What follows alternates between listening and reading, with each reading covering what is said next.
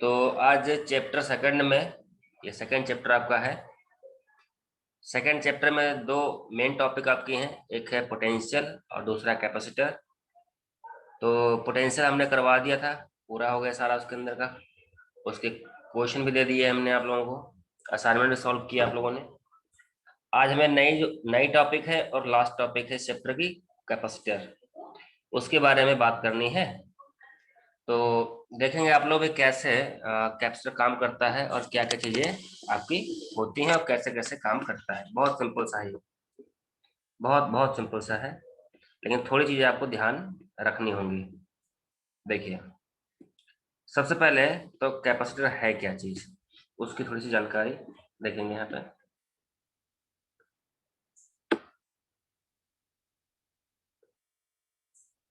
Capacitor, तो अगर हमें ये पता चल जाए भाई ये है क्या चीज, किस काम में आता है, तो शायद इसको हम ज्यादा अच्छा कर पाते हैं। तो कैपेसिटर क्या है? ये एक डिवाइस है। सबसे पहली बात तो ये डिवाइस है। तो डिवाइस होगा तो कोई ना कोई काम होगा इसका। तो इसका काम क्या है?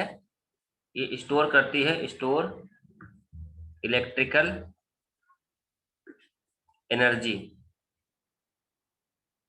इलेक्ट्रिकल एनर्जी का स्टोर करती है किस फॉर्म में? In the form of charge. ये बात ध्यान में रखनी है। यानी कैपेसिटर एक डिवाइस है, तो ये काम होगा चाहिए क्या? इलेक्ट्रिकल एनर्जी को स्टोर करने का काम करती है। और स्टोर करके किस तरह से रखती है? उसको चार्ज के रूप में वो अपने पास रखती है। तो ये बेसिक चीज है ये कैपेसिटर के बारे में। ठीक है। अच्छा, अब हमने पता कर लिया भाई कि कैपेसिटर जो है वो चार्ज का स्टोरिंग का डिवाइस है। अच्छा, अगर इसको हम सिंपली अगर बात करें तो आपने इसको देखा होगा घरों में जो फैन लगे होते हैं ना आपके, फैन, उन फैन में जो कंडेंसर लगे होते हैं, ये कंडेंसर भी एक तरीके के क्या है, कैपेसिटर ही हैं। और आप ना कोई भी आप प्लेट, कोई प्लेट अगर देखोगे आप, सिंपल सा, अगर आपको हम अभी थोड़ा सा दिखाएं कि कहाँ से कैप्चर होते हैं, क्या क्या चीजें होते हैं, तो इनको अच्छे से आप समझ सकते हो। देखिए, आप ना जब भी कभी किसी जैसे चार्जर है या किसी का और मदरबोर्ड अगर आप देखेंगे आप ना सिंपल वे में, तो आपको ना यहाँ पे इसके अंदर वो कैपेसिटर दिखाई पड़ जाएंगे। देखिए कैसे इसको सॉल्व करते हैं। एक एक मिनट आप लोग देखिएगा यहाँ पर।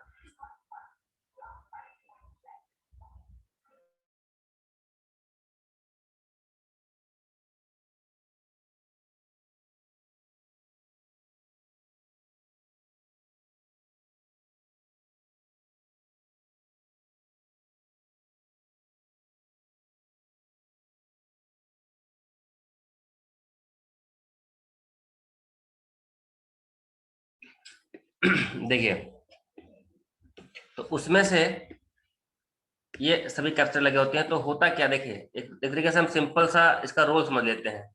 जैसे बच्चों ये आपका फैन है, ये आपका ये आपका फैन है।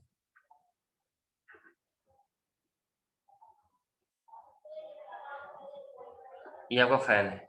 अब देखो कैसे चलता है ये फैन है, और इसको चलने के लिए चाहिए 220 वोल्ट चाहिए।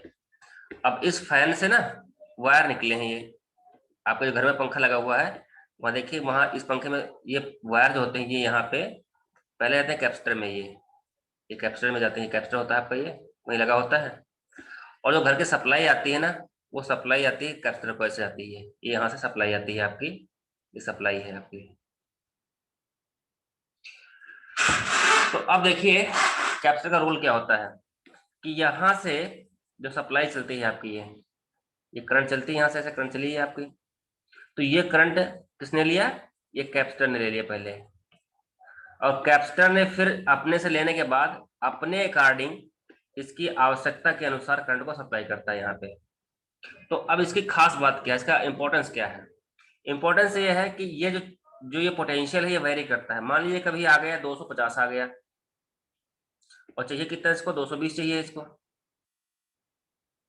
तो इस 220 के लिए क्या करेगा फिर, ये 250 में से 30 को अपने पास रोक लेगा ये, और 220 को ये आगे भेज देगा।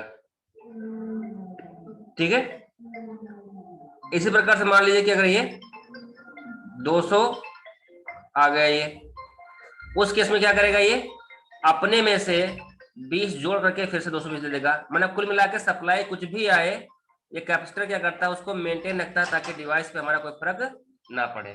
क्लियर? Okay sir.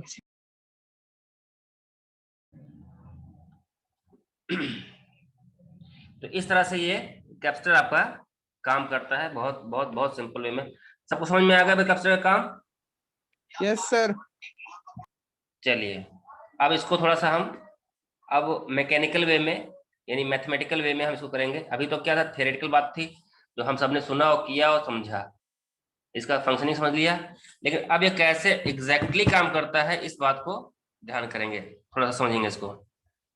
मान लीजिए कि यहाँ पे आपका जो है एक सिंपल सा है,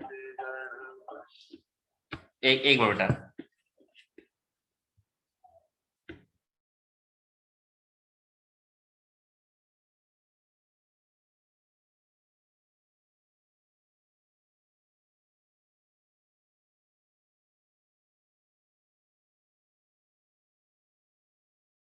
हाँ जी, तो अब इसको मैथमेटिकली कैसे सॉल्व करते हैं देखिए बच्चों। यहाँ पे मान लीजिए कि आपके पास एक ये कैपेसिटर है, आपके पास बहुत सिंपल सा है, समझेंगे इसको। ये कैपेसिटर आपका है, और ये जो है इस सप्लाई में लगा दिया गया है। यहां से सप्लाई दिया आपने, ये सप्लाई आपने दे दिया इसको ऐसे, और यहाँ पे आपने एक बैटरी लगा दी है, ये बैटरी है आपकी। अब बैटरी से करंट चलेगी, ये करंट चलेगी ऐसे, यहाँ से करंट आई चली, यहाँ गई, यहाँ आई। सर्किट चूंकि ओपन है तो इसलिए यहाँ पे ये चार्ज के रूप में स्टोर हो जाएगा, प्लस इधर आ जाएगा। और इसी प्रकार से इधर देखेंगे तो करंट तो ऐसे ही जाएगी, आपने वापस यहाँ से ऐसे जाएगी, लेकिन इधर की ओर क्या हो जाएगा, इधर की ओर ये इलेक्ट्रॉन्स आ जाएंगे, ये इलेक्ट्रॉन्स आ जाएंगे इधर की ओर, ये इस प्लेट पे। तो कुल मिलाकर के जो ये हमारा ये जो हमारा ये कैपेसिटर है, ये क्या हो गया हमारा, ये चार्ज हो गया, यहाँ पे करंट, यहाँ पे चार्ज स्टोर हो गया। ठीक है, ये हमारा कैपेसिटर क्या हो गया, चार्ज हो गया। तो अब देखिए इसको चार्ज करने में सबसे बड़ी भूमिका किसकी रही, अगर आप देखें तो इसको चार्ज करने में सबसे बड़ी भूमिका किसकी रही, करंट की, यानी करंट से चला था। और इस करंट को बनाने में कौन था, ये बैटरी। तो यानी यहाँ दो रोल क्लियर होते हैं, एक क्या, V equal to I R, this implies V proportional I, यानी वोल्टेज नहीं होगा तो करंट नहीं बनेगी। दूसरी भूमिका किसकी होती है, I equal to Q by T, this implies I proportional Q। तो यानी यहाँ पे दो लोगों की भूमिका सबसे महत्वपूर्ण है, जो मेन फैक्टर के निकल के हमारे पास आए, एक तो वोल्टेज और दूसरे हमारे ये चार्ज, ये दो निकल के आए जो हमारे मेन रोल में है। तो आप इसको ऐसे भी ले सकते हो क्या, Q प्रोपोर्शनल I और I प्रोपोर्शनल V, या दिस इंप्लाइज, इसको सिंपल कर सकते हो Q प्रोपोर्शनल V। ये एक बात आ गई इस कैपेसिटर के रेफरेंस में। तो आप क्या लिख सकते हो यहाँ पे, देखिए बहुत सिंपल वे में है कि आपके पास क्या है, Q प्रोपोर्शनल V आ गया, प्रोपोर्शनलिटी हटा दीजिए यहाँ से, तो Q is equal to CV आ गया, Q is equal to CV आ गया। और जब CV आ गया यहाँ पे Q इक्वल टू CV आ गया, तो सिंपल सी बात है, कुछ भी इसमें करने की जरूरत नहीं है, यही फार्मूला हमारा बन गया है। अब यहाँ पे आप लिख दीजिए कि here C is constant, C जो है वो कांस्टेंट है, और इसी को बोलते हैं कैपेसिटर, कैपेसिटेंस। तो C की वैल्यू क्या आ जाएगी बेटा, अगर यहाँ निकाले हम, अगर इसी इक्वेशन सॉल्व करें तो C इक्वल टू क्या हो जाएगा आपके पास, C equal to Q by V, ये आपका कैपेसिटेंस का फार्मूला आ जाएगा। इसकी यूनिट क्या हो जाएगी, इसकी यूनिट जो है हमारी, ये सिंपल यूनिट क्या आ जाएगी, कूलम पर वोल्ट या फैराडे। फैराडे इसकी SI यूनिट जो है वो फैराडे यूनिट्स है। यहां तक क्लियर हो गया सबका भाई? देखिए टाइप्स में ये 3 तरह के आपके प्रयोग में आते हैं। कौन कौन से हैं? पहले है आपका, एक है स्फेरिकल, दूसरा आपका है पैरेलल प्लेट, और तीसरा आपका है सिलेंड्रिकल। अब इसमें से जो ध्यान करने वाली बात यह है कि इनमें से कुछ हमें पढ़ने होते हैं, कुछ हमें पढ़ने नहीं होते हैं। तो कौन से हमें नहीं पढ़ने, ये देखिए आप,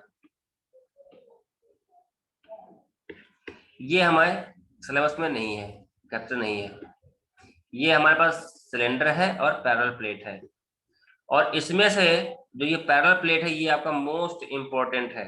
मोस्ट इंपॉर्टेंट आपका क्वेश्चन इसमें से पैरेलल प्लेट में से आता है, और वो भी क्या आता है, डेरिवेशन आता है 3 मार्क्स का। यानी इस तरह से कह लीजिए कि ये सबसे आपका इंपॉर्टेंट टॉपिक है, और इसमें आपका सिंपल आता है, न्यूमेरिकल आता है, 1 नंबर या 2 नंबर में आता है, ज्यादा कुछ इसमें नहीं आता है इस वाले टॉपिक में, इस वाले टॉपिक में। लेकिन सबसे पहले अब हम सिलेंडर के बारे में पढ़ना ही नहीं, क्योंकि सिलेबस में है ही नहीं हमारे। तो अब हम पहले स्फेरिकल के बारे में बात करेंगे। तो कैपेसिटी ऑफ स्फेरिकल कैपेसिटर। सबसे पहले अब इसकी हम बात कर लेंगे, स्फेरिकल कैपेसिटर की बात कर लेते हैं भाई, कैसे ये काम करता है। तो सबसे पहले यहाँ पे क्या करेंगे आप, देखिए यहाँ पे मान लीजिए लेट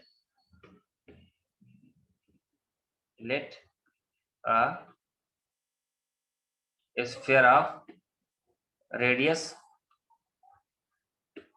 r and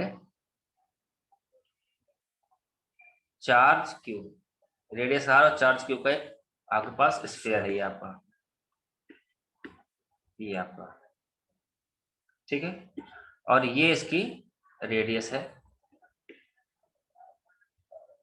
r, और अब इसके सरफेस पे चार्ज आपने दे रखा है अभी, ये मान लीजिए कि सरफेस पे जो चार्ज है वो q चार्ज के सरफेस पे दे रखा है आपने ये। तो अब इसकी कैपेसिटी निकालने के लिए क्या करेंगे भाई, ये इसकी रेडियस r थी, चार्ज का q था, तो कैपेसिटी के लिए क्या होना चाहिए, C equal to Q by V, यानी हमें चार्ज और वोल्टेज चाहिए हमें। तो चार्ज तो हमारे पास दिया है, वोल्टेज हमें निकालना है।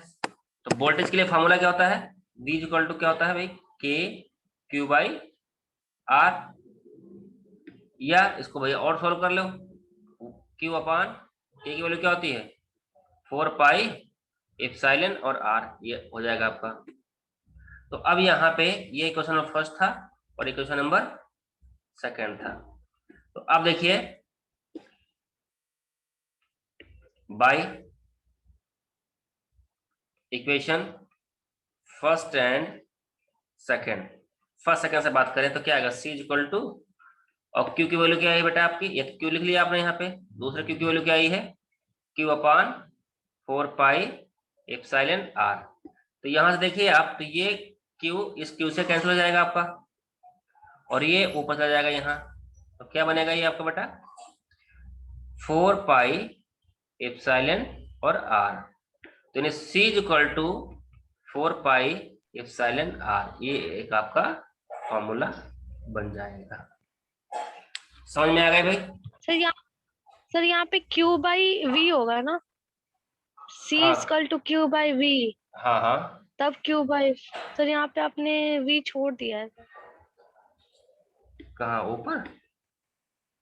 यहाँ पे सर जहाँ पे by equation first and second किया है ना, C equal to Q by, फिर Q कर दिया सर आपने, नहीं तो वहां पे Q बाई V ये होगा। ये एक्चुअली बेटा ये V है ना, ये जो लिखा है V, ये इसकी वैल्यू क्या है, यही तो है ये Q। वाला सर, हाँ ये वैल्यू नहीं जो है सर ना C की।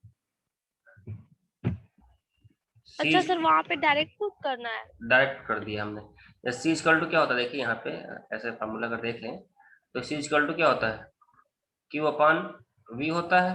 तो क्यू की जगह क्यू लिख दिया हमने यस सर। और वी की जगह ये रख दिया हमने। अच्छा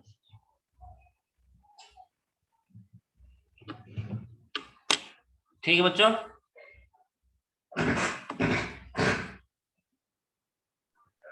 यस सर।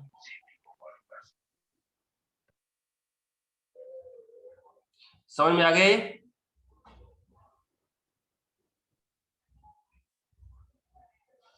या इसमें कुछ पूछना है और आप लोगों को? सर आ गया। Very good, very good. और आगे सुनिए। चलो एक क्वेश्चन देखो, इस पे बैठ गई। अब एक क्वेश्चन हम इस पे करेंगे, छोटा सा क्वेश्चन हमारा ये है कि अपने पास एक स्फेयर है जिसकी रेडियस जो है हमारे पास 9 सेंटीमीटर है।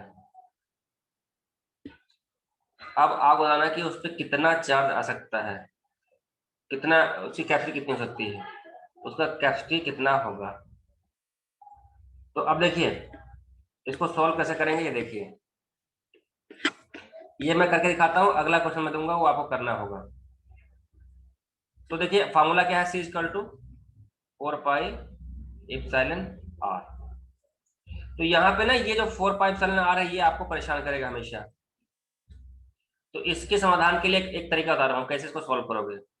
आपने पढ़ा K equal to 1 upon 4 pi epsilon R, epsilon पढ़ा है आपने।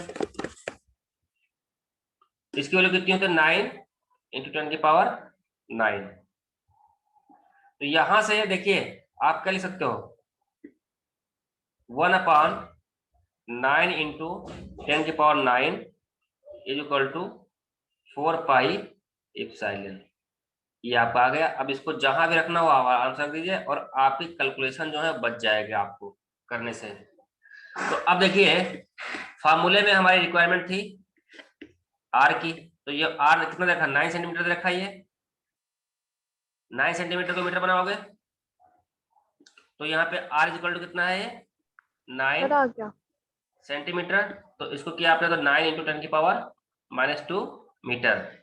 आप सबकी वैल्यू पुट कर दीजिए, सी इक्वल टू इसकी वैल्यू कितनी, 1 अपॉन 9 इंटू 10 की पावर 9 इंटू कितना हो जाएगा, आर की वैल्यू क्या, 9 इंटू 10 की पावर -2। तो ये 9 से 9 कैंसिल हो जाएगा यहाँ पे और ये ऊपर जाएगा तो क्या हो जाएगा बताइए, 10 की पावर -11 फैराडे। ये इसका आंसर हो जाएगा।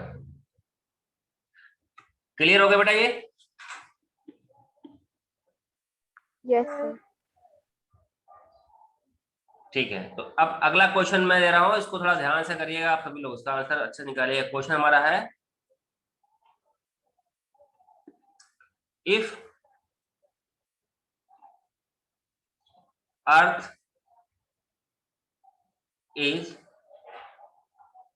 considered as spherical capacitor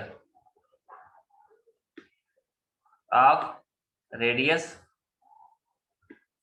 6.4 10 की पावर 6 मीटर, ध्यान देना 6.4 10 की power 6 metre, then it's capacity. अब इसको आप लोग निकाल के दिखाइए कितना आएगा इसका आंसर।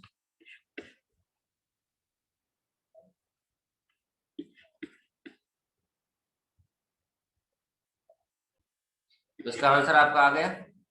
और अब अगला जो है स्टेप, अगला एनर्जी है, इसमें अगर देखेंगे यहाँ से तो हमने कैरेक्टर क्या है, उसकी वैरायटी क्या है, सिंबल क्या है, सब चीज नोट्स में हमने दे रखा है आपको।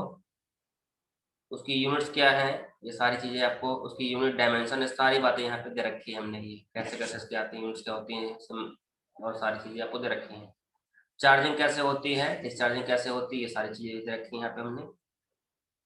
और उसके बाद देखिए यहाँ पे आप नीचे और आएंगे तो ये आपको यहाँ पे ये मिल जाएगा, क्या कहते हैं हाँ, कैप्स्टर कैसे, इसकी स्टोरिंग कैसे होती है, ये अभी मैंने करवाया है आपको, स्पेरिकल कैप्स्टर करवाया है ये मैंने आपको। इसकी यहाँ पे ये अर्थ वाला भी दे रखा है, यहाँ पे देखिए, यहाँ पे अर्थ वाला दे रखा 711 माइक्रोफैरेड। अब इसके बाद आता है एनर्जी स्टोर, एक कैप्स्टर में कितनी एनर्जी स्टोर होती है, इसका एक डेरिवेशन आता है आपका, तो ये देख लें। और इसके बाद जो है नेक्स्ट जो है वो मैं आपको कल करवाऊंगा। तो टॉपिक क्या है हमारी, topic energy store in capacitor, energy store in capacitor और पोटेंशियल एनर्जी ऑफ कैपेसिटर और proof half of CP square और proof Q square by 2C। ऐसे 3-4 क्वेश्चन जो है इसके बनते हैं, ठीक है। ये पूछ लेगा आपसे CP स्क्वायर क्या होता है, ये बता दो आप, ये बता दो आप, या यहाँ पे पोटेंशियल एनर्जी का बात कर लेगा आपसे, पोटेंशियल एनर्जी क्या होती है ये पूछ लेगा आपसे, या एनर्जी स्टोर पूछ लेगा आपसे,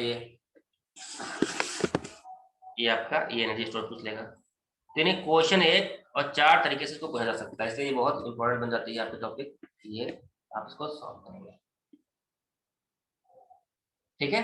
तो कैसे सॉल्व करेंगे देखिए यहाँ पे,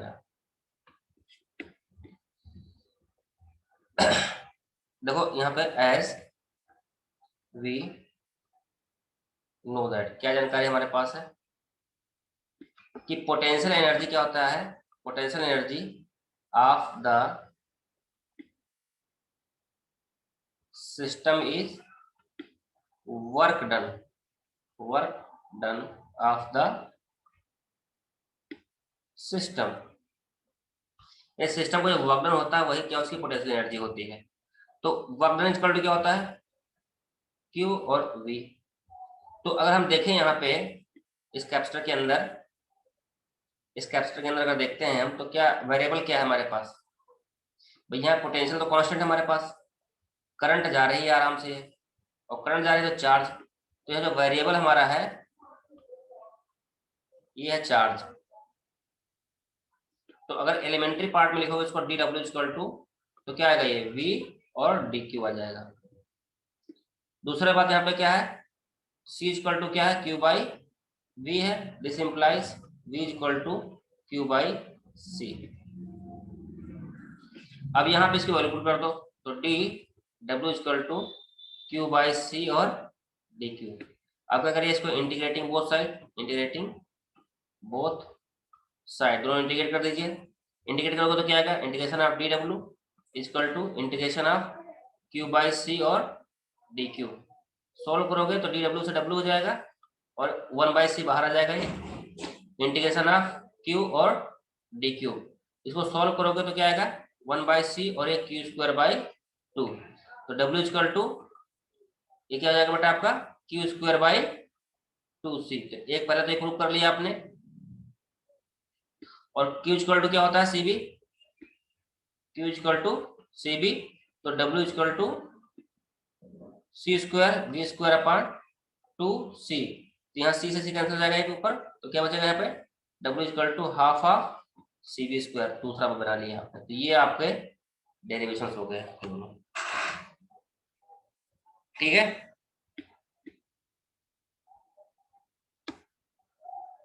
क्लियर हो गया बेटा यहाँ तक?